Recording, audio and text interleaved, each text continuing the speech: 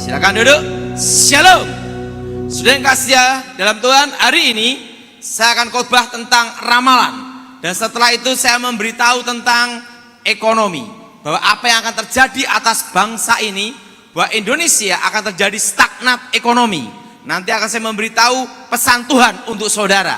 Nah, mari kita buka Alkitab kita terlebih dulu di dalam kitab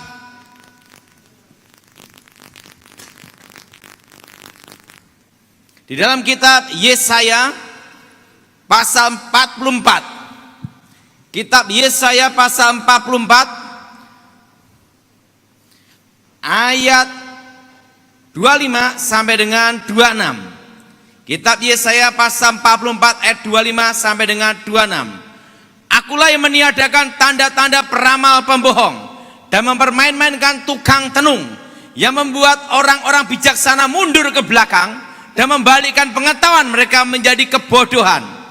Akulah yang menguatkan perkataan hamba-hambaku dan melaksanakan keputusan-keputusan yang diberitakan utusanku, yang berkata tentang Yerusalem, bila dididami, dan tempat kota-kota Yehuda, baiklah ia dibangun, aku mendirikan kembali reruntuhannya.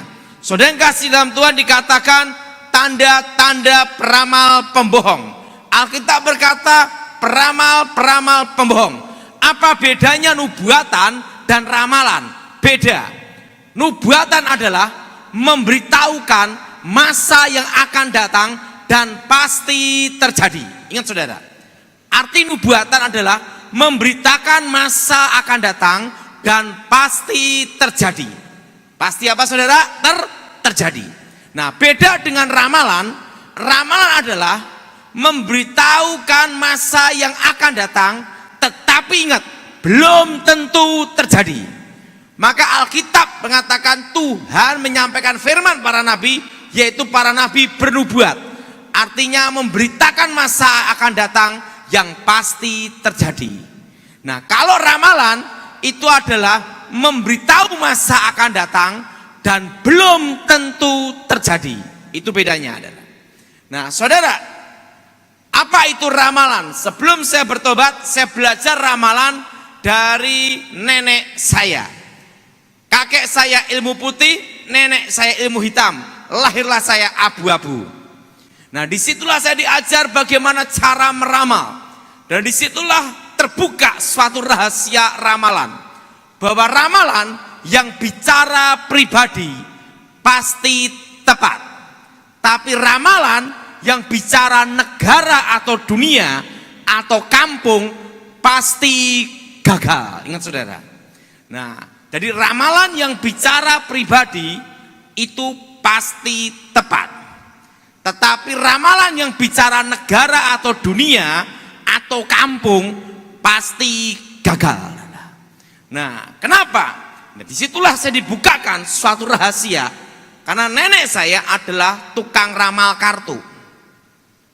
Di dalam ramalannya dia tidak pernah gagal.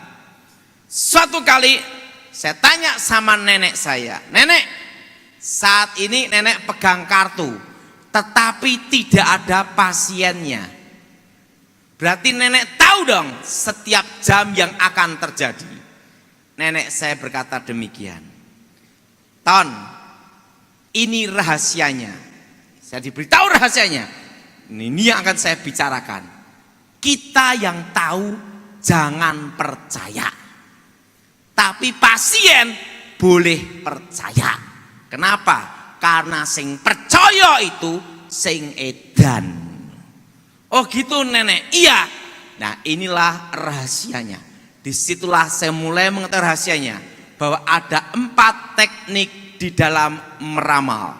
Pertama yang disebut namanya kontak batin. Kedua adalah ilmu terawang. Ketiga yaitu tanda-tanda alam. Keempat adalah tanda-tanda dalam tubuh dan mimpi. Nah, sekarang saya membahas tentang kontak batin. Sini Bapak sini ya untuk contoh.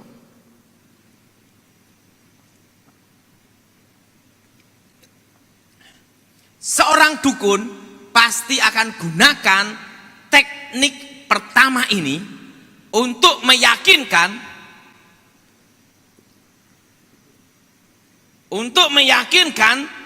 pasiennya bahwa dukunnya yang di depan dia adalah dukun yang hebat. Contohnya gini, misalnya Pak Bejo datang ke saya, langsung saya ngomong, Pak Bejo, saat ini engkau baru sakit ambeien, saat ini kamu dikejar utang dan mau bangkrut, dan istrimu pun saat ini baru sakit di rumah sakit. Kok bisa tahu Mbah Dukun? Nah, dukun akan gunakan teknik yang pertama ini untuk meyakinkan bahwa yang di depan dia adalah dukun yang hebat, tukang ramal yang hebat. Nah, sekarang saya beritahu rahasianya. Manusia terdiri dari tubuh, jiwa, dan roh. Pada waktu orang itu datang ke dukun atau ke tukang ramal, maka secara alam roh itu adalah telanjang. Ingat itu. Kalau orang yang dalam Tuhan itu ada jubahnya, namanya jubah kemuliaan putih, sehingga tidak bisa ditembus.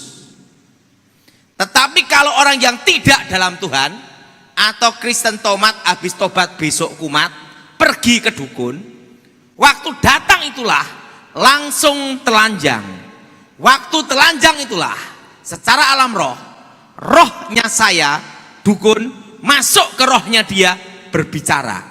Walaupun mulutnya tidak bicara, tapi bisa saya tanyai rohnya, kamu baru ngapain saat ini? Sakit ambeien. Saat ini kamu baru apa? Baru bangkrut, bingung. Sekarang istrimu bagaimana? Rumah sakit. Yang ngomong siapa? Bukan dari mulutnya, tapi rohnya yang berbicara. Dan pada waktu rohnya ini berbicara, akan terjadi namanya transfer spirit.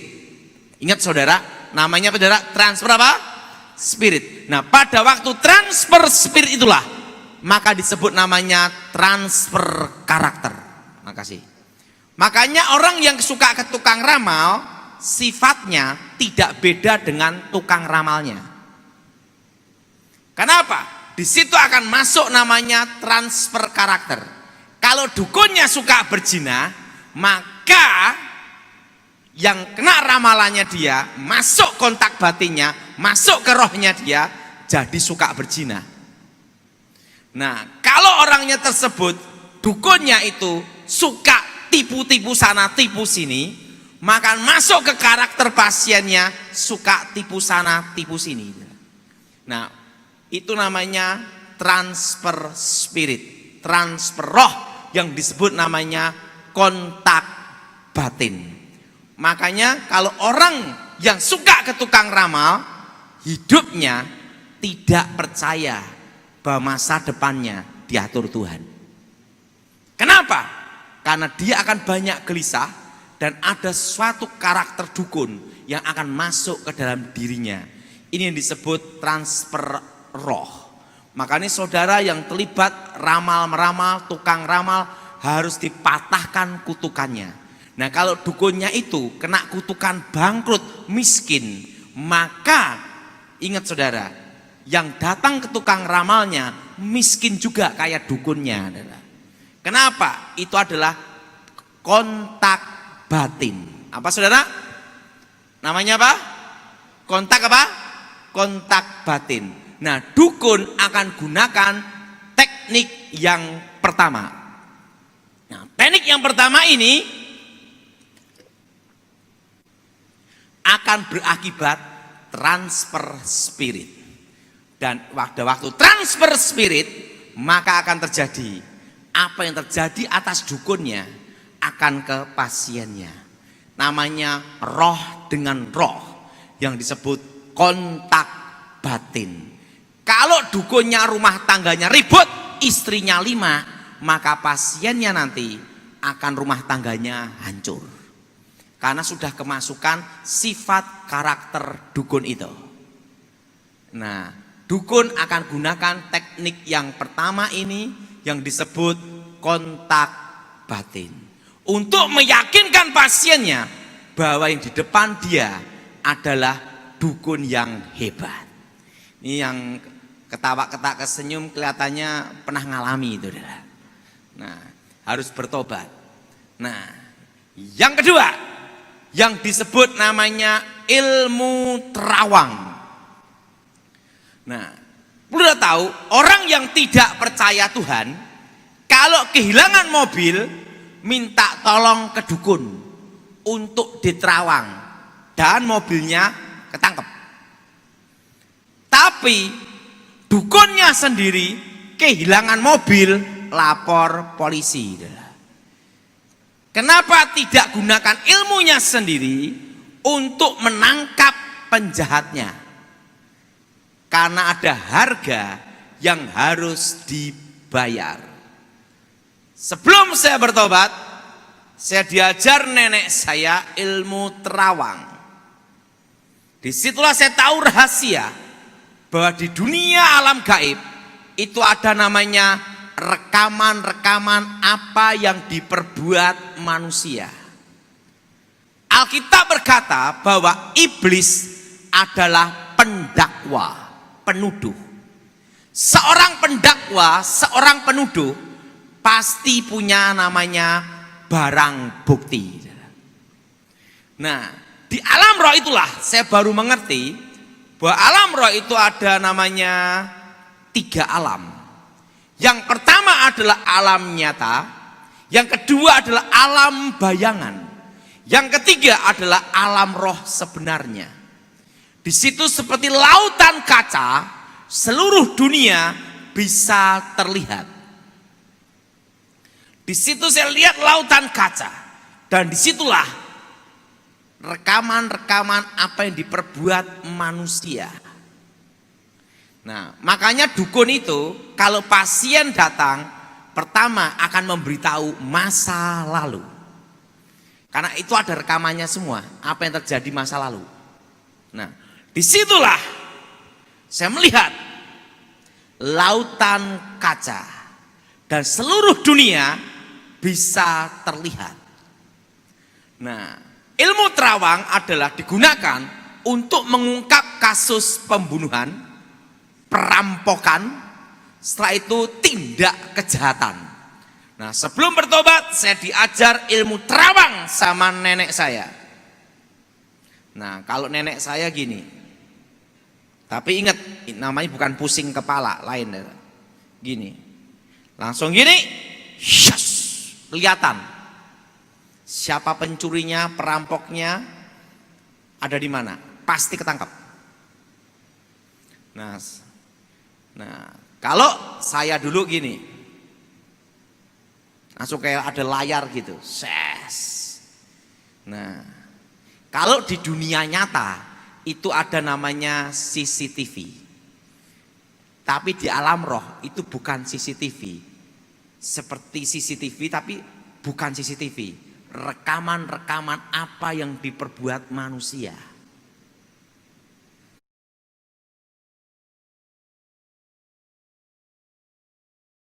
Nah, di situ saudara, saya diajar nenek saya, syep, langsung kelihatan, itu kayak layar televisi. Anak di bawah usia 5 tahun bisa lihat rekamannya itu kayak layar televisi. Oh, penjahatnya ini barangnya ada di sini, jatuhnya barang ke sini, pelakunya ini namanya ini, tangkap jam sekian, pasti ketangkap.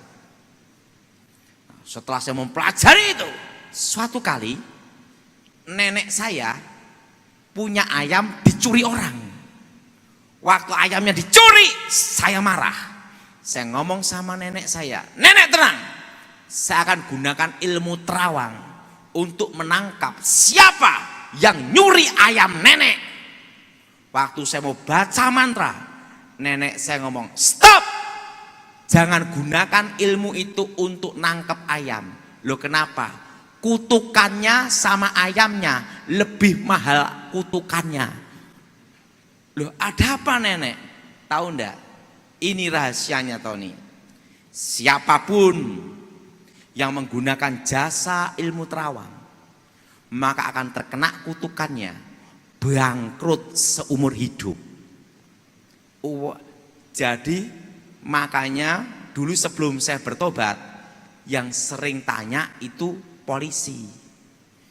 Makanya polisi yang sering tanya-tanya ilmu terawang, begitu pensiun bangkrut habis sengsara.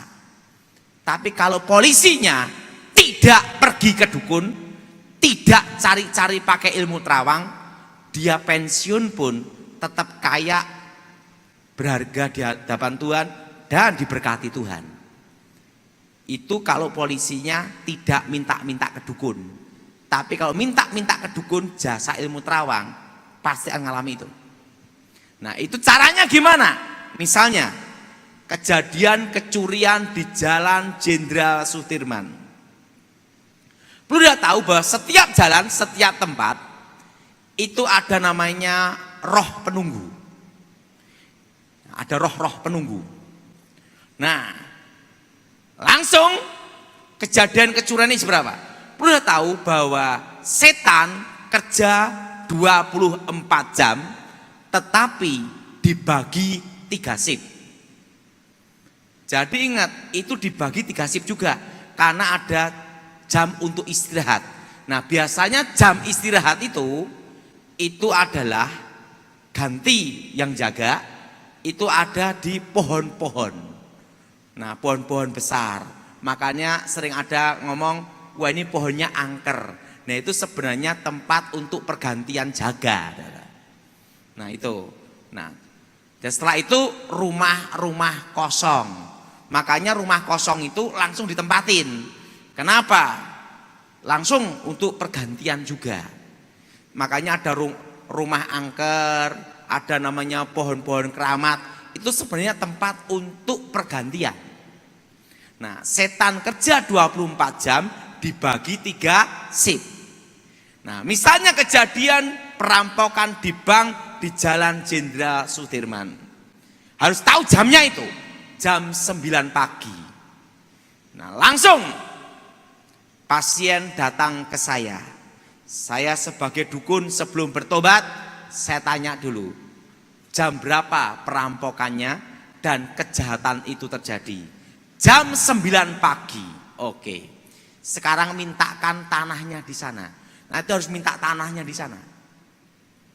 Nah, kejadian hari apa? Hari Rabu pagi jam 9. Langsung sebelum bertobat saya baca mantra untuk manggil. Nah, itu ada yang pakai kembang kantil, ada yang juga pakai itu air kembang setaman. Itu anak di bawah usia 5 tahun bisa lihat. Setelah itu pakai senter, sontolop gitu. Ini kaca, langsung dibacain mantra, langsung senter ditancapkan gini. Jres! Langsung rekamannya akan terlihat. Nah, ada yang pakai telur pun harus telur ayam kampung. Tidak boleh ayam horen Kentucky Fried Chicken. Kenapa? Setannya takut kolesterol. Harus telur ayam kampung atau telur bebek atau telur angsa. Ada yang juga yang pakai yang namanya itu jempol tangan. Baca mantra, bengueng-weng juk vitamin komplit. Kelihatan. Jalannya perampokan. Setan yang jaga hari Rebu kemarin. Tepatnya jam 9 pagi saya panggil. Langsung datang memberikan rekamannya itu. Oh, penjahatnya ini, nama ini, larinya ke sini, tangkap jam sekian. Pasti ketangkap. Tapi ingat kutukannya, siapapun yang minta jasa itu bangkrut seumur hidup. Jelas saudara? Nah, Pak, kenapa ramalan pribadi pasti tepat? Ramalan negara atau dunia pasti gagal. Ini rahasianya. Bapak ini kesini Pak.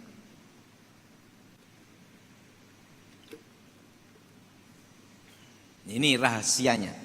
Semua ramalan yang bicara pribadi pasti tepat. Ramalan negara dunia pasti gagal. Nah, pada waktu dia datang ke saya sebagai tukang ramal, maka secara otomatis dia menyerahkan dirinya. Dan kalau menyerahkan dirinya, ingat, Alkitab berkata ada namanya anak-anak Tuhan dan ada namanya anak-anak dunia. Nah, arti anak-anak dunia yaitu apa? Di bawah setan. Berartinya setan punya hak atas hidupnya karena dia tidak percaya Tuhan Yesus, tidak bertobat. Jo, kamu ini kan baru sengsara. Kamu belum menikah. Nanti usia 30 tahun kamu akan menikah dengan seorang wanita. Cirinya gigi merongos. Biar sariawan terus. Dan usia 40 tahun kamu akan buka usaha toko emas. Yang benar Mbah Dukun. Yang benar Mbah Dukun. Ingat, buktikan kata saya. Ingat, sebenarnya masa depan itu ada dua. Pertama di tangan Tuhan, kedua di tangan setan. Kalau di tangan Tuhan, indah pada waktunya. Kalau dia sudah datang ke tukang ramal, artinya hidupnya di tangan setan. Nah, roh setan yang di dalam diri saya sebelum saya bertobat akan melakukan supaya ini dapat jodoh perempuan gigi gini. Dengan tanda yang perempuan sama dia akan bermimpi, mimpi ular, ularnya matok kaki. Kok hafal Pak Daud? Lah kan dukunnya, kan tahu bakal mimpinya gimana, wong sudah diatur. Nah, akan mimpi ular dipatok kakinya, langsung dia bermimpi, oh mau ketemu jodoh. Mau ketemu jodohku. Yang gini. Oh. Setelah itu, setan dalam diri saya sebelum bertobat akan mengerjakan, membantu dia. Itu seperti kayak sutradara, supaya usia 40 tahun usaha toko emas. Wah, dukunnya hebat. Wah, dukunnya hebat. Ramalannya hebat. Ramalannya hebat. Begitu semua ramalan terjadi, kutukan berjalan, rumah tangga hancur, dan apa yang ada bangkrut habis. Rezeki anak cucunya diambil dia. Dan nanti anak cucunya kerja apapun bangkrut. Karena rezeki hoki keberuntungannya sudah diambil dia. Jelas? Jelas? Dan hidupnya, ingat, anak cucunya kerjanya bangkrut semua. Karena rezeki hoki keberuntungannya sudah diambil orang tuanya. Dan ingat, setelah dia buka toko emas, kutukan terjadi, rumah tangga hancur, orang anak cucu termasuk dirinya sakit-sakitan, mati ndak, hidup ndak, dan mati masuk neraka. Dan ingat, habis juga. Oke. Nah, ramalan yang bicara negara atau dunia atau kampung pasti gagal. Kenapa?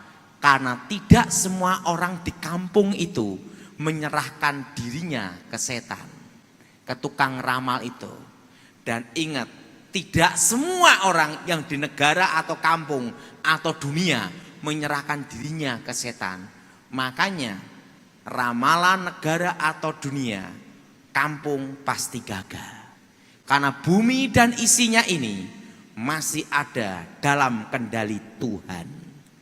Contohnya ramalan tahun 2000, jam 00 milenium, akan terjadi kekacauan di seluruh dunia, tidak terjadi. Betul? Ramalan suku Maya akan terjadi kiamat tahun 2012, gagal. Betul? Betul? Karena tidak semua orang yang di dunia menyerahkan dirinya ke setan. Makanya ramalan yang pribadi tepat, ramalan negara atau dunia pasti gagal. Ramalan Noto Negoro, No Soekarno, To Soeharto, Negoro. Jadi apa? Gus Dur, Megawati, SBY, sekarang Joko Widodo. Artinya ramalan Noto Negoro gagal total. Karena tidak semua manusia yang ada di Indonesia menyerahkan dirinya ke setan. Jelas saudara? Makanya ramalan pribadi pasti tepat. Ramalan negara atau dunia pasti gagal. Nah saudara, masa depan ada dua, di tangan Tuhan atau di tangan setan. Kalau di tangan Tuhan, indah pada waktunya. Kalau di tangan setan adalah kehancuran dan malapetaka. Jadi hidup ini adalah pilihan. Amin. Amin. Yang ketiga, yang disebut tanda-tanda alam. Nah, saudara, apa yang disebut tanda-tanda alam?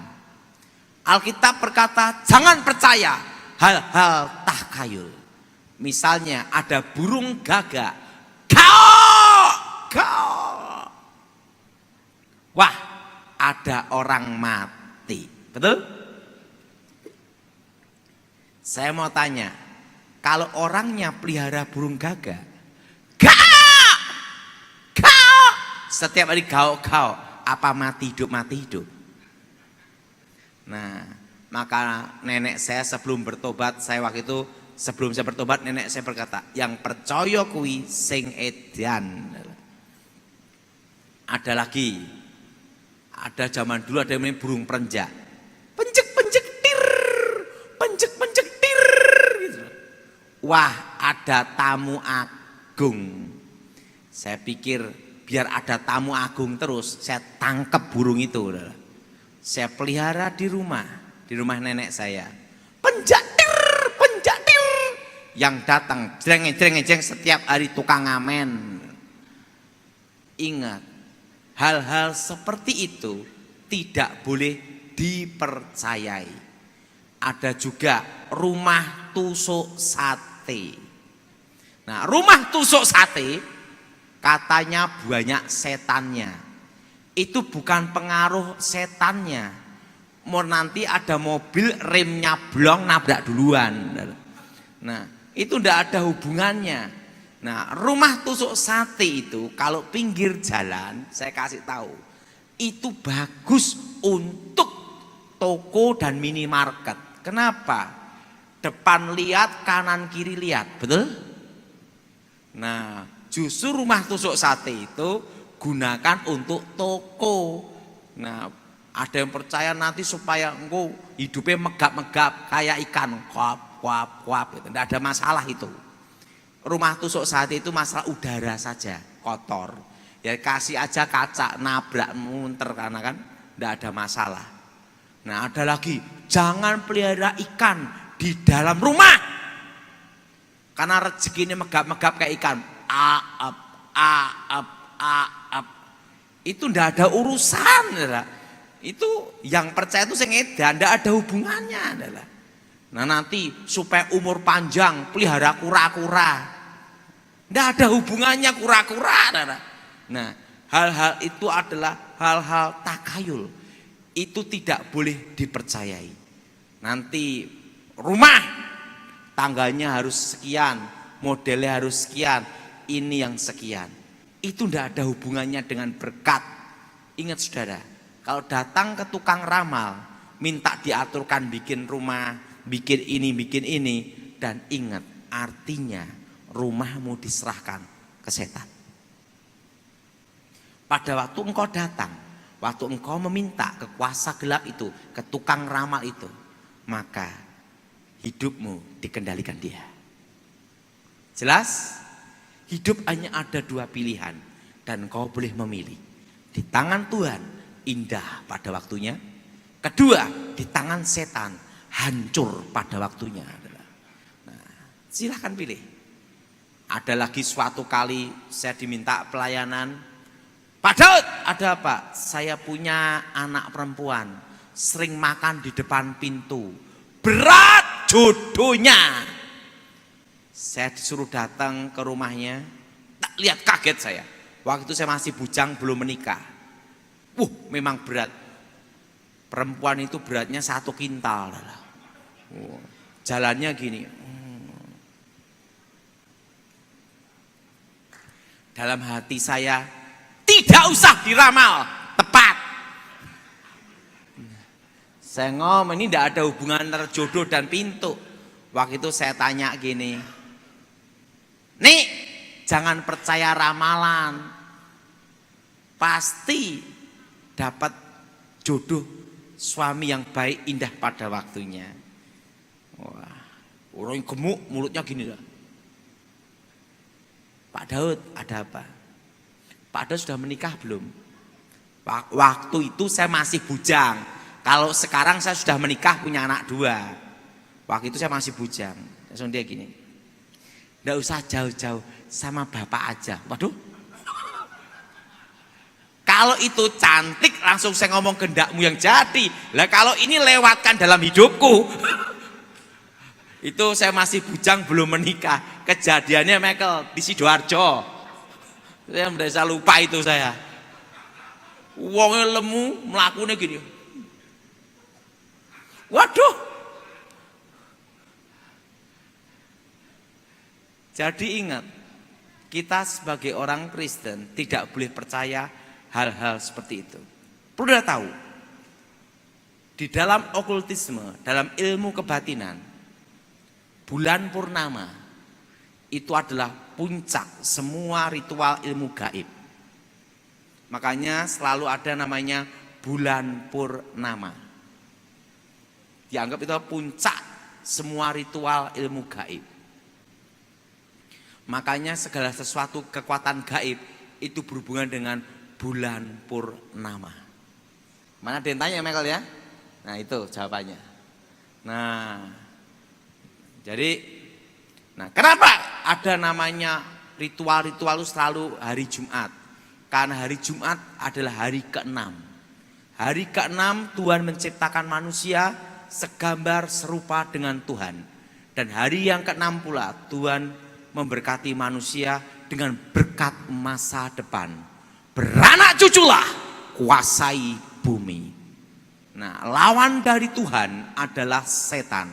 Maka setan gunakan kutuk hari ke-6 untuk mengikat manusia dengan kutuk kemiskinan, kehancuran, malapetaka, kesengsaraan, kutuk masa depan. Sehingga ritual kuasa gelap selalu hari ke-6 Jumat. Artinya lawan dari berkat adalah kutuk dan lawan dari kutuk adalah berkat. Artinya berkat adalah kata-kata yang memberikan kehidupan, keselamatan, kejayaan, keabadian, kelimpahan, hidup yang kekal, kemenangan. Nah, kalau kutuk ada lawannya, yaitu apa? Kata-kata yang mengikat, yang menyebabkan penderitaan, kesengsaraan, kehancuran, malapetaka, sakit penyakit, kematian abadi. Itu namanya kutuk. Nah, jadi yang ketiga, kalau saudara percaya tanda-tanda alam itu dan saudara datang ke tukang ramal dan meyakini itu, maka setan akan mengendalikan hidupmu. Hidup hanya ada 2 pilihan. Mau di tangan Tuhan atau di tangan setan. Jodoh juga ada 3. Jodoh di tangan Tuhan, jodoh di tangan manusia, dan jodoh di tangan polisi. Nah itu adalah. Artinya apa? Digerobok suruh nikah. Betul? Digerobyok suruh nikah di tangan polisi namanya. Nah, tapi di tangan Tuhan indah pada waktunya. Amin. Nah, yang keempat. Jadi ingat, siapa yang mempercayai itu, ramalan pribadi pasti tepat. Karena apa? Setan akan mengendalikan hidupnya. Yang keempat, yaitu tanda-tanda dalam tubuh manusia. Perlu tahu, ada namanya garis tangan. Ini, kalau nasib dan takdir manusia tergantung di telapak tangan. Saya mau tanya, kalau tangannya kebakar gosong, apa masa depannya hilang? Atau kedua tangannya buntung, apakah masa depannya hilang? Ingat saudara, kalau hari kelahiran, weton, sio bisa mempengaruhi jalan hidup manusia, maka yang berkuasa adalah dokter. Michael ya, betul nggak? Mau lahir weton apa? Program, betul? Operasi cesar, betul?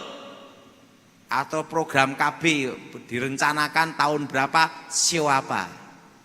Ingat, nasib dan takdir manusia tidak terletak di telapak tangan dan di hari kelahiran.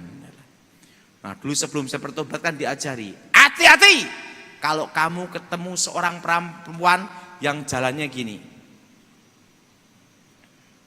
bokongnya megol-megol terus, itu bahaya. Perempuan yang tidak puas dengan nafsu, tukang selingkuh. Tapi buktinya jalan detek gini selingkuh ya banyak. Enggak ada hubungan. Ada lagi, hati-hati dengan wanita sikil gebuk maling, kaki penggebuk maling. Yaitu apa?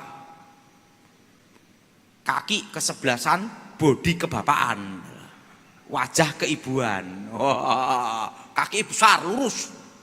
Itu pasti tipe seorang istri yang ingin menguasai suami, mengendalikan suami. Buktinya yang kakinya kecil-kecil lurus-lurus juga mengendalikan, malah menguasai suami juga banyak, betul? Itu tidak ada hubungan. Nah, yang mempercayai itulah yang akan terkena kutuk. Artinya dikendalikan sama setan. Ingat, ramalan yang pribadi pasti tepat. Artinya apa? Setan yang akan mengatur hidupnya. Dan kalau setan yang mengatur hidupnya, hancur pada waktunya. Nah, hidup hanya ada pilihan dua. Manusia diberi kehendak bebas memilih di tangan Tuhan atau di tangan setan. Jelas? Jelas? Nah, Pak Daud, bagaimana tentang Indonesia? Nah, ini akan saya memberitahu tentang Indonesia. Saya masih ingat, nanti saudara yang streaming ini akan saya beritahu rahasia tentang stagnat ekonomi. Sekarang sudah terjadi stagnat ekonomi, betul? Pada waktu itu saya memberitahu Michael, udah berapa bulan Michael ya? Januari ya. Januari saya memberitahu Michael akan terjadi stagnat ekonomi. Bulan 6 dan bulan 7. Dan sekarang sudah terjadi. Semua merasakan ekonomi berhenti. Dan bagaimana untuk mengatasi, mengendalikan, dan bagaimana menghadapi. Ingat saudara, kalau kita siap menyongsong matahari terbit, kita harus siap pula menyongsong matahari terbenam. Ingat itu saudara. Dan kalau kita menyongsong matahari terbenam, kita harus siap-siap dulu untuk menghadapi waktu matahari terbenam. Artinya apa? Ya lampu, betul? Betul? Untuk mengantisipasi. Nah, pada waktu saya dipanggil Tuhan ke surga, saya ditunjukkan masa depan Indonesia. Apa yang akan terjadi atas Indonesia, yaitu 25 tahun. Indonesia akan dipulihkan Tuhan. Tepatnya tahun 2023, bulan Januari, Setitik terang akan menyinari Indonesia. Artinya setitik harapan. Setitik apa, saudara? Itu baru setitik harapan. Bersinar. Terbit atas Indonesia. Nah, di situ Tuhan tunjukkan apa yang akan terjadi atas bangsa itu. Bangsa Indonesia. Bahwa nanti ekonomi anginnya akan datang 2018, 2019 dan badainya akan berhenti di 2020. Dan pada waktu 2020 ekonomi akan berhenti, stagnat. 2020 tepatnya bulan 6 bulan Juli. Menuju 2023 tepatnya bulan Januari, setitik terang dari Tuhan menyinari bangsa Indonesia. Nah, saudara, waktu itu saya diminta ngobrol dan bicara dengan pertama, yaitu ahli ekonomi. Dia adalah salah satu orang yang pengajar tentang ekonomi dan dia orang pandai. Dia ahli di makro mikro ekonomi dan ahli keuangan. Dan yang kedua adalah ahli dalam ekonomi makro mikro dan dia adalah salah satu orang terkaya di Indonesia, nomor berapa? Dan dia adalah salah satu pendiri Bursa Efek Indonesia. Jadi dia merencanakan, itu ibunya dan dia juga yang ini merencanakan untuk supaya ada investasi dan bursa di Indonesia yang mengawali Indonesia. Jadi dia tahu dalam-dalamnya ekonomi Indonesia, dari dalam sampai luar, tahu semua. Karena dia sudah mendirikan perusahaan salah satu masuk Bursa Efek. Jadi dia mengawali bagaimana. Itu kan ada Dana Reksa, itu dan ada lagi perusahaan berikutnya Makindo, ada perusahaan lagi. Nah, itu yang mengawali semuanya. Dan dia ahli ekonomi. Dia memberitahu saya, Pak Daud, waktu di sorga apa yang Pak Daud lihat, nanti saya akan analisa tentang ekonomi. Dan nanti akan saya memberitahu solusi. Ingat ya, kalau kita tahu penyakit tidak ada solusinya, sama aja mati pelan-pelan, betul enggak? Betul? Nah, bagaimana solusinya? Oke. Pak Daud pada waktu di sorga melihat apa? 2020 badai ekonomi datang. Dan ekonomi akan stagnan. Tepatnya bulan 6, bulan 7, bulan Juli tahun ini dan sekarang ini. Arti ekonomi stagnan, tidak maju, tidak mundur, artinya berhenti. Oke. Sekarang akan saya beritahu tentang makro mikro ekonomi yang akan terjadi. Arti berhenti di sini, daya beli masyarakat turun, deflasi. Sekarang daya beli masyarakat turun semua. Betul? Betul? Itu namanya deflasi. Oke, setelah itu bahwa nanti akan menuju 2023 tepatnya bulan Januari setitik terang datang. Berarti setelah deflasi daya beli turun akan terjadi tahun depan inflasi. Nah, karena nanti secara otomatis mau tidak mau untuk menggerakkan roda ekonomi harus dicetak uang. Dengan dicetak uang masuk ke perbankan. Setelah itu untuk menggenjot ekonomi, maka tahun depan akan terjadi inflasi. Kenapa jadi inflasi? Karena Indonesia masih tergantung impor. Nah, bagaimana cara menghadapi? Dan ingat, untuk menghadapi ini, pertama, hindari investasi non-real. Ingat ya, hindari investasi non-real. Nah, ini kan baru ribut masalah tentang Indosurya, ya. Indosurya ya. Nah, kan itu investasi. Hindari investasi non-real. Ngomong sama sebelahnya, hindari investasi non-real. Jelas? Jelas? Sekarang kenapa harus menghindari investasi non-real? Ini jawabannya. You investasi, uangnya kan digerakkan, diputer. Tapi ekonomi, daya beli masyarakat turun. Muternya gimana? Ini nanti kalau investasi non-real ini yang berbahaya. Jadi kalau menghadapi, ingat, kita ini seperti menyongsong matahari terbenam. Artinya resesi sudah di depan mata. Kalau resesi sudah di depan mata, hindari investasi non-real. Siapa yang setuju angkat tangan? Ingat itu. Hindari investasi non-real. Nah, dan yang kedua, investasi yang real. Apa investasi yang real? Ingat saudara, tahun depan akan terjadi inflasi. Pegang rupiah secukupnya. Ingat, karena supaya kita makan, minum, dan hidup. Betul? Betul?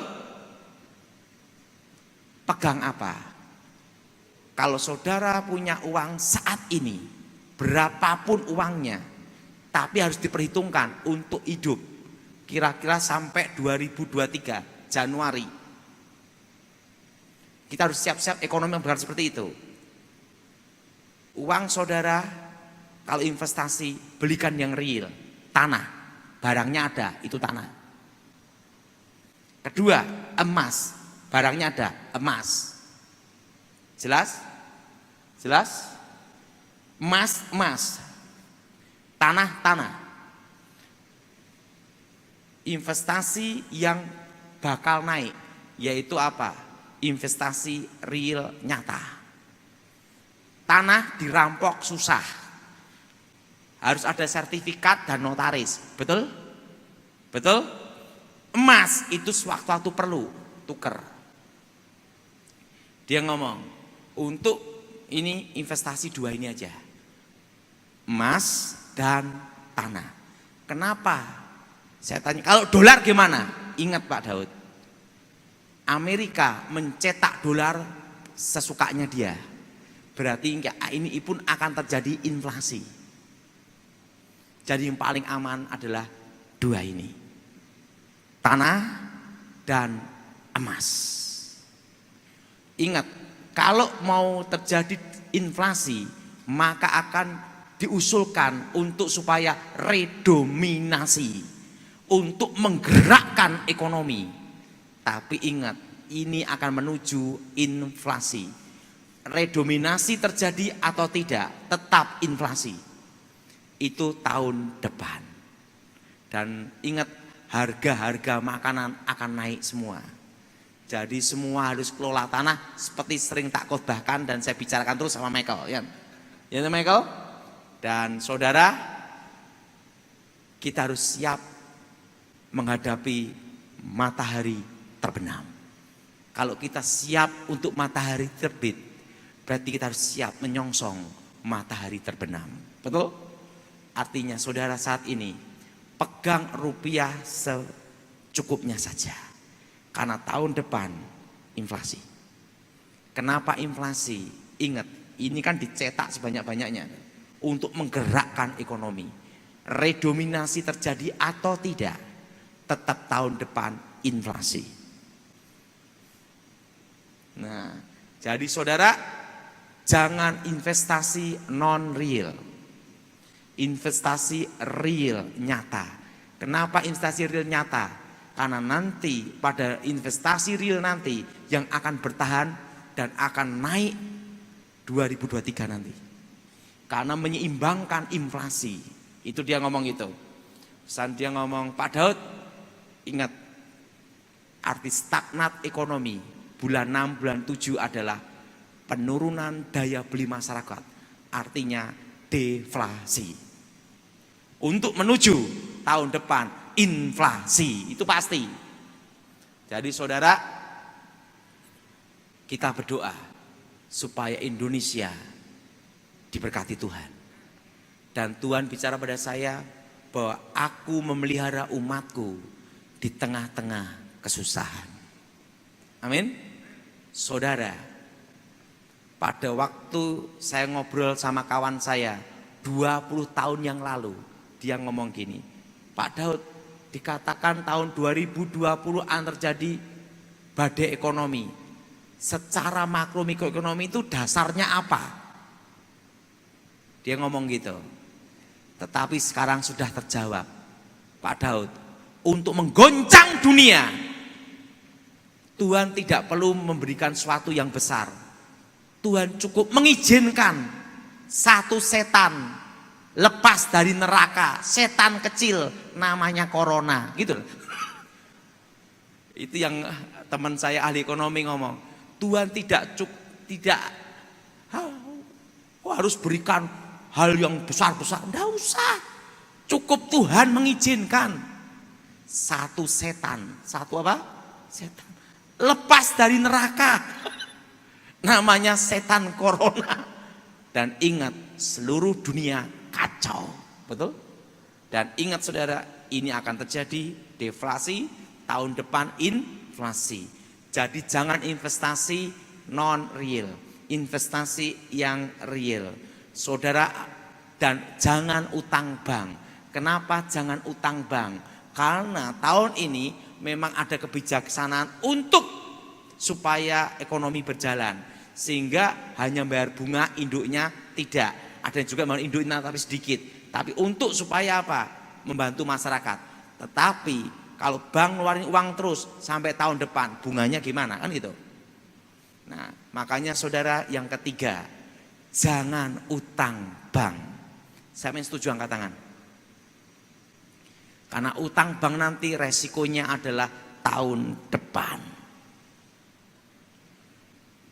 Jelas? Bunga bank nanti. Jadi saudara, kalau orang pergi ke tukang ramal, namanya adalah kutuk ramalan dan berhubungan dengan arwah orang mati, harus diputuskan dalam nama Yesus. Mari kita berdoa.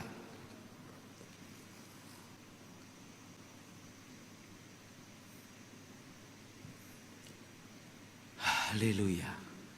Kita berdoa untuk mematahkan segala kutuk ramalan di dalam nama Tuhan Yesus. Segala kutuk ramalan, kutukan setan, kutuk roh jahat, kami hancurkan, kami batalkan, putuskan dalam nama Yesus. Tuhan berkati yang mendengarkan firman Tuhan dan lawat secara pribadi, dan nama Tuhan dimuliakan.